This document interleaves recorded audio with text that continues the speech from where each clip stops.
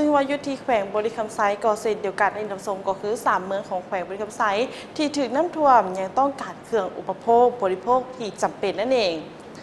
เนื่องจากได้รับผลกระทบจากพายุบัวร้อยได้เฮ็ดให้เกิดฝนตกหนักติดต่อกันหลายชั่วโมงพาให้เกิดมีสภาพน้ำท่วมยึงท่วมค้างและท่วมสูบในหลายพื้นที่ของแขวงบริคำไซ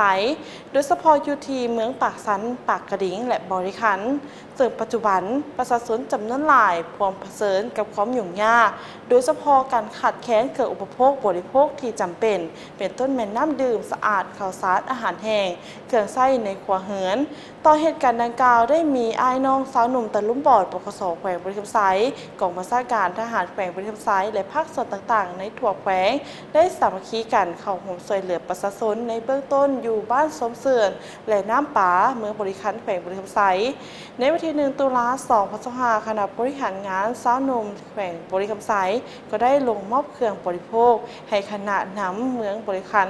ลดมูลค่า5 ล้านกีบเพื่อนำไปมอบต่อให้กับผู้ที่ได้รับผลกระทบจากภัยน้ำท่วมอยู่ภายในเมืองโดยเฉพาะแม่นให้ผู้ประสบภัยน้ำท่วมอยู่บ้านน้ำป่าเมืองบริคันต่างนามอบโดยสหายทองมณีโคตรปัญญา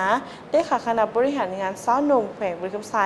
และต่างนากล่าวรับโดยทานสหายท้องใบท้องใส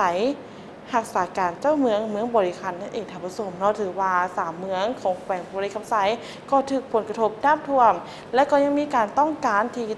อยากจะได้เป็นเครื่องอุปโภคบริโภคที่จำเป็นเพื่อเขาช่วยเหลือในเบื้องต้นให้กับผู้ที่ว่าประสบภัยน้ำท่วมในครั้งนี้เองท่านผู้ชมเข้าใจภาพข่าวจากขอบปล